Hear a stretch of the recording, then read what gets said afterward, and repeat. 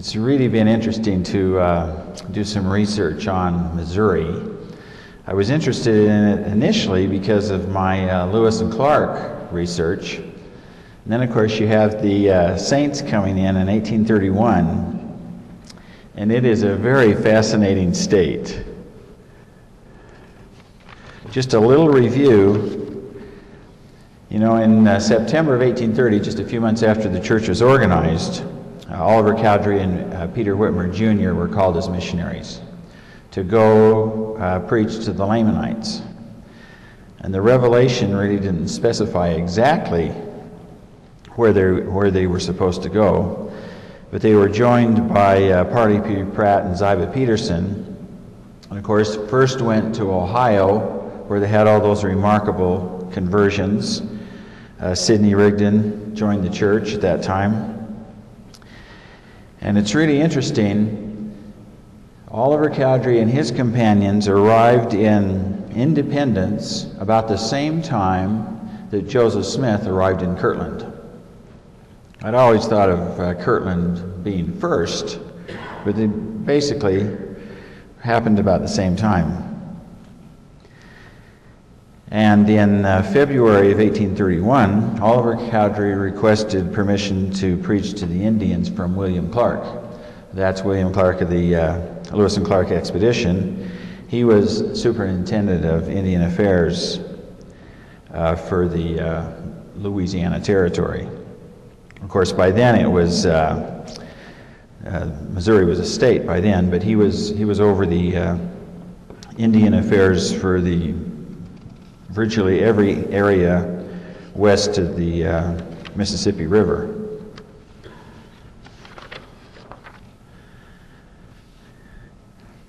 Oliver and his companions walked most of the way from New York to Independence. But they did go from Cincinnati to the mouth of the Ohio River by steamboat. And they were going to go all the way to St. Louis by steamboat, but they couldn't get there because the river was blocked by ice.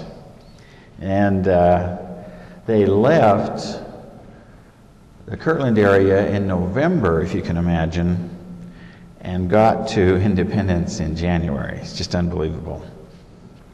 Parley P. Pratt said, he's talking about going across the state of Missouri, "We traveled on foot for 300 miles through vast prairies and through trackless wilds of snow, no beaten road, houses few and far in between, and the bleak northwest wind always blowing in our faces with a keenness which would almost take the skin off the face. We traveled for whole days from morning till night without a house or fire, wading in snow to the knees at every step. We often ate our frozen bread and pork by the way, when the bread would be so frozen that we could not bite or penetrate any part of it but the outside crust."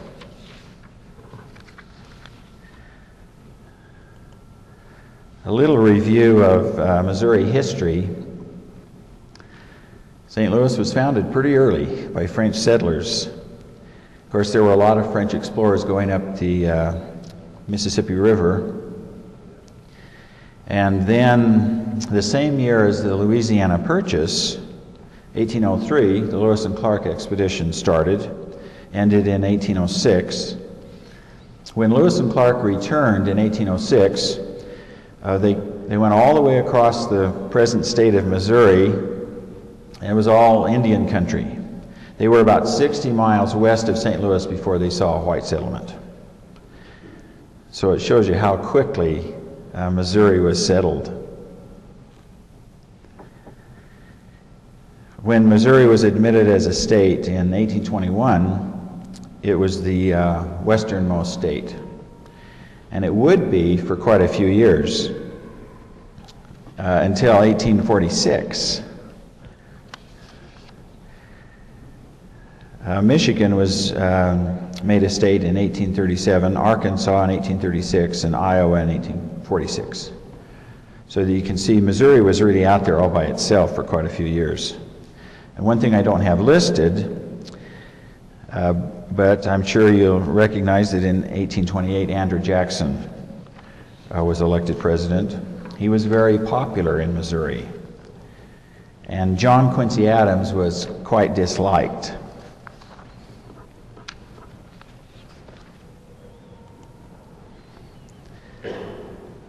Well, one thing that held up the settlement of Missouri was the War of 1812, which in Missouri involved Indian nations who were allies with the British.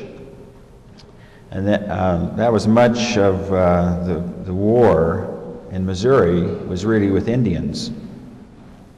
And when the war ended in 1815, then the settlement of that area really got rolling.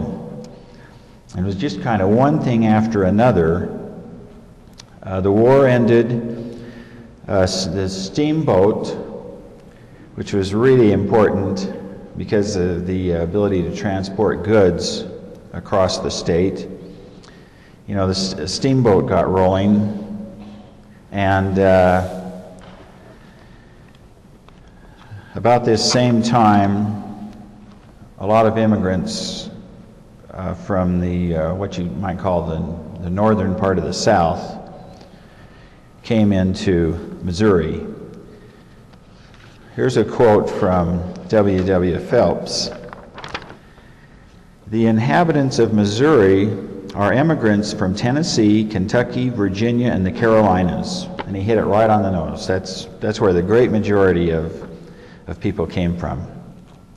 "With customs, manners, modes of living, and a climate entirely different from the Northerners, and they hate Yankees worse than snakes, because the Yankees have cheated them or speculated on their credulity with so many Connecticut wooden clocks and New England notions." And he was right about the anti-Northern sentiment. Yankees weren't liked. And I had read that in some history books before I read that quote from W. Phelps. Then slavery was a big issue. There wasn't any restriction on slavery in the Missouri Territory. And that was another reason that a lot of Southerners came in.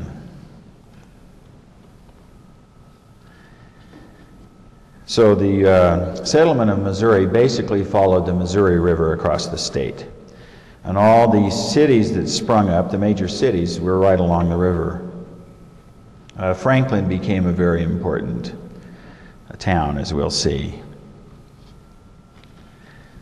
And of course, in 1827 was when independence was founded.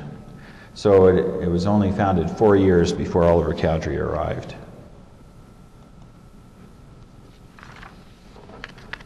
I don't think you'll be surprised about this either. It's pretty rough territory.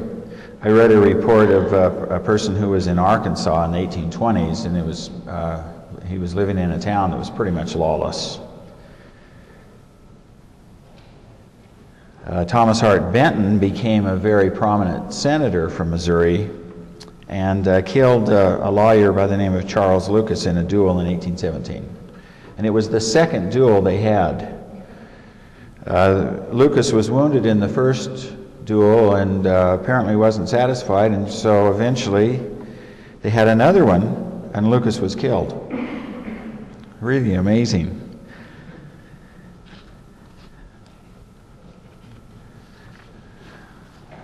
In St. Louis in 1836, there was a reverend by the name of Elijah Lovejoy who was publishing a newspaper. And he was critical of a mob who had killed a black man charged with stabbing a law officer. And so people came in and ransacked his office, tossed his printing press into the river, and forced him to flee the city. It sounds very familiar.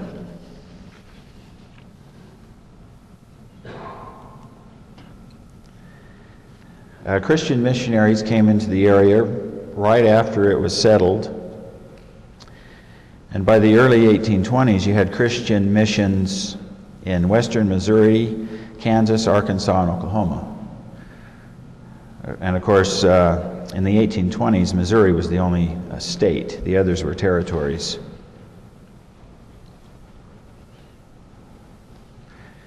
And there had been a mission established among the Shawnee Indians in Kansas right before Oliver Cowdery and his companions got there. And that was a group they actually preached to. A Presbyterian missionary in Independence in 1829 had this to say: "What I have found here is anything but encouraging. The prospects for our evangelical work appear less likely here than any place I have seen in my westward journeyings. Such a godless place filled with so many profane swearers would be difficult to imagine." One thing that was really important was the Missouri Compromise. And when Missouri applied for statehood, there was quite a controversy in Congress over what kind of, whether they were going to admit Missouri and what would happen with slavery.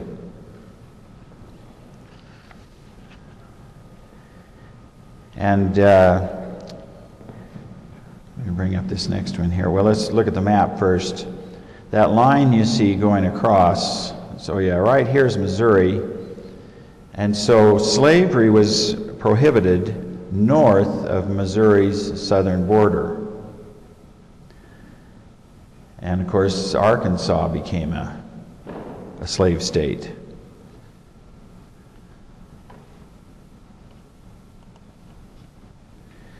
To kind of keep things in balance, Maine was admitted as a free state and Missouri as a slave state, and so the number of free and slave states were still equal. Most Missourians vigorously defended slavery, even though a small percentage actually owned slaves. And Missourians were particularly intolerant of free blacks, and they enacted a number of laws to basically keep free blacks out of the state. And Missouri was the westernmost and northernmost slave state. It's very interesting that Missouri didn't secede during the Civil War.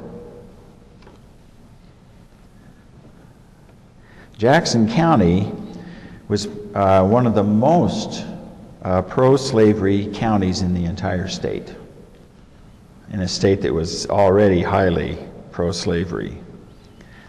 And as we've said, there was just kind of a natural hostility toward Northerners.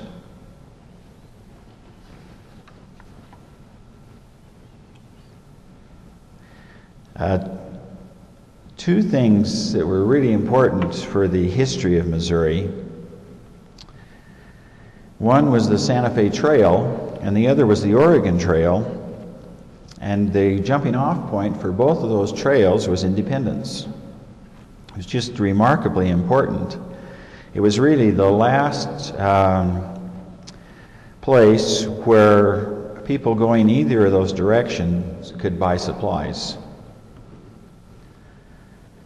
And the Santa Fe Trail went from Independence through Kansas and down into New Mexico, either by way of Colorado or Oklahoma.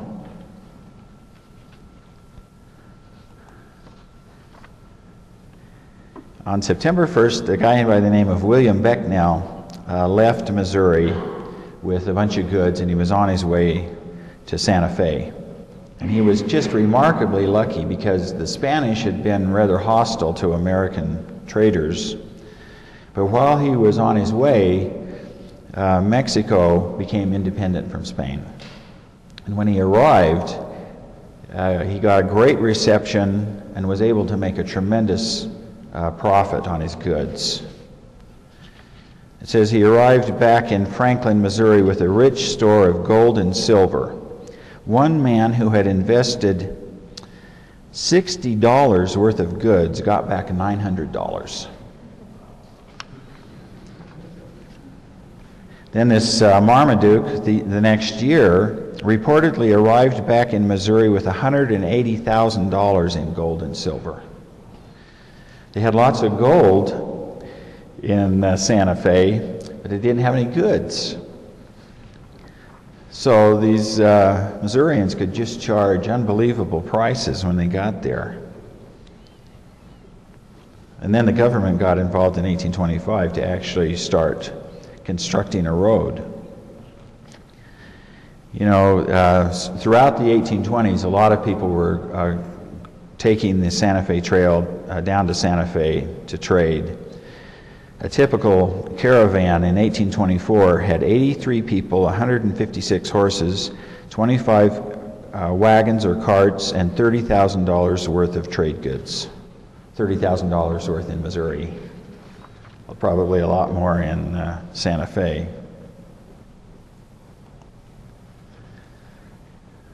And of course, at the same time, in the early 1820s, just as all this Santa Fe trade was getting going, the fur trade was really getting into high gear. Manuel Lisa had made an earlier attempt right after Lewis and Clark in 1807, and he founded a trading post in Montana, but they had difficulties with the Indians, and by the time the War of 1812 started, that had died down, and then the war really prevented trade for a while. And it was the 1820s when the Rocky Mountain fur trade really got into high gear. The Oregon Trail from about 1810 to 1840 was mainly used by fur traders. They didn't even call it the Oregon Trail. In 1836, the first wagon trains made it as far as Fort Hall, Idaho, and it was the 1840s until wagon trains actually reached the present state of Oregon. But in 1811, the Astorians, as a group of people hired by John Jacob Astor, they went up the Missouri River and founded a good portion of the Oregon Trail. They followed the Missouri River all the way up into South Dakota, and then they went overland across South Dakota, Wyoming, Idaho, and Oregon. Then in the 1820s, William Ashley and Andrew Henry had a big fur trading concern, and they did a lot of, sent several expeditions up the Missouri, and the route for Oregon travel gradually shifted. You know, Lewis and Clark had gone all the way up to North Dakota and across Montana to reach the coast, and that trail just gradually got more to the south until eventually it went through Kansas and Nebraska before going into Wyoming. Jedediah Smith was one of the key trappers of the 1820s. And the first trapping expedition to reach the Rocky Mountains with a wagon was William Sublet's company, 1830.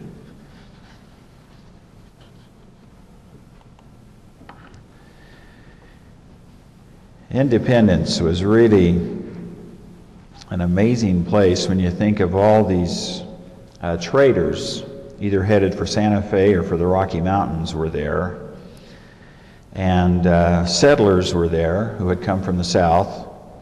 It was also a place that attracted criminals. And this minister I quoted earlier, who was so discouraged with it, he said that there were a lot of criminal types who would live in Independence, but as soon as they heard there was a marshal on the way, they'd jump over the border into Kansas. Independence was a really rough spot. And it was beautiful, rich, kind of a Garden of Eden type of place. W. W. Phelps said, "The soil, especially in the western part of the state, and generally upon the prairies, is rich black mold bedded on clay from 3 to 8 feet deep. The prairies are beautiful beyond description, yielding prairie grass, wild sunflowers, small flowers in great variety and color." And yet at the same time, you had this hostile element. And this is a non-Mormon visitor to Independence in 1833. The mob govern everything. They said they would knock down any man that bid upon certain sections of land but themselves, and they bought the whole at a shockingly low price. And the settlers, usually the initial settlers, lived in pretty simple circumstances. Here's one description. They had dogs, horses, cows, and pigs, and chickens in abundance around the house and in the house. In the cold weather, doors were open night and day, snow flying and wind blowing through. The cracks were not chinked. They used rags for beds, ground for floors. The children were ragged and dirty. And another man said, they lived generally in small log cabins, the doors about 3 feet high, very seldom any windows in the house. They lived principally on corn dodger and bacon with a little coffee to wash it down. It's a pretty rough life.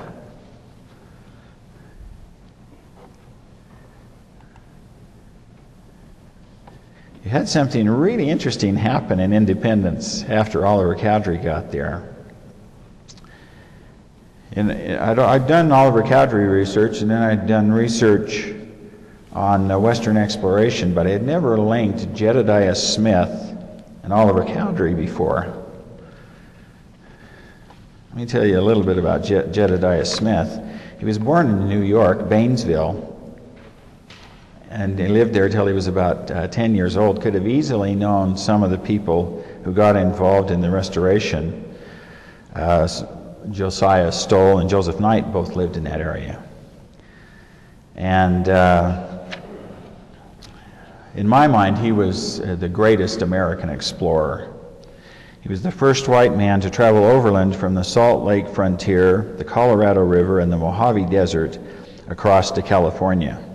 He was the first to explore and eastwardly cross the Sierra Nevada and the Great Basin. He was also the first American to travel up the California coast to reach the Oregon country. And he started trapping at a very young age, about 22, I think, and spent a lot of time out in Wyoming, Idaho, South Dakota, and was quite successful as a trapper. And in 1831, he decided he wanted to try the Santa Fe fur trade. Oliver Cowdery arrived in January of 1831, and they had a problem. You know, their intent was to preach to the Indians, and they did go over into Kansas and hold some meetings, and things looked promising. But then the local Indian agent stopped them from going to see those Indians anymore. And Oliver Cowdery wrote a letter to William Clark requesting permission. And as far as we know, Clark never answered that letter. But the local Indian agent had taken quite a dislike to the Mormons, and they didn't have any other opportunity to preach to those Shawnee Indians. Oliver Cowdery wrote to Joseph Smith, "We can also rejoice that we are counted worthy to suffer shame for his name. For almost the whole country, which consists of Universalists, Atheists, Deists, Presbyterians, Methodists, and Baptists, and professed Christians, priests and people, with all the devils from the infernal pit, are united and foaming out their own shame. God forbid that I should bring a railing accusation against them, for vengeance belongeth unto him who is able to repay, and herein, brethren, we confide." Oliver Cowdery and the others were living in the Kaw Township near Independence. And by May, Oliver Cowdery and Frederick G. Williams had started teaching school in the area. And Jedediah Smith, in April, he left St. Louis with a big pack train and arrived in the Kaw Township, very same time that Oliver Cowdery was there. Oliver Cowdery wrote a letter on May 7th to Joseph Smith, and that was just 3 days after Jedediah Smith and his contingent had departed. And this is what Oliver Cowdery said in his letter to Joseph. I am informed of another tribe of Lamanites lately who have abundance of flocks of the best kinds of sheep and cattle and manufacture blankets of superior quality. The tribe is very numerous. They live 300 miles west of Santa Fe and are called Navajos. And he obviously had the thought in mind of possibly preaching there. But who better to give Oliver Cowdery this kind of information than a trading party that was right in the area, and they were on their way to Santa Fe. And you also have to wonder if Jedediah Smith heard the Mormons preach. Dale Morgan calls Jedediah Smith a religious man, modest and unassuming, quiet and mild of manner, one who never smoked or chewed tobacco, never uttered a profane word, and partook of wine or brandy only sparingly on formal occasions. But we'll never know if Jedediah Smith learned anything about the Mormons, because on May 27th, as he was out in Kansas on his way to Santa Fe, he went alone in search of water and surprised a Comanche hunting party and reportedly killed the chief before being slain himself. It's just an amazing convergence of circumstances to think of Oliver Cowdery and Jedediah Smith being in that same location at the same time. And really, the fate of the Christian Jedediah Smith in the West, I believe, was a portent of what would happen to the saints in Missouri. Thank you very much.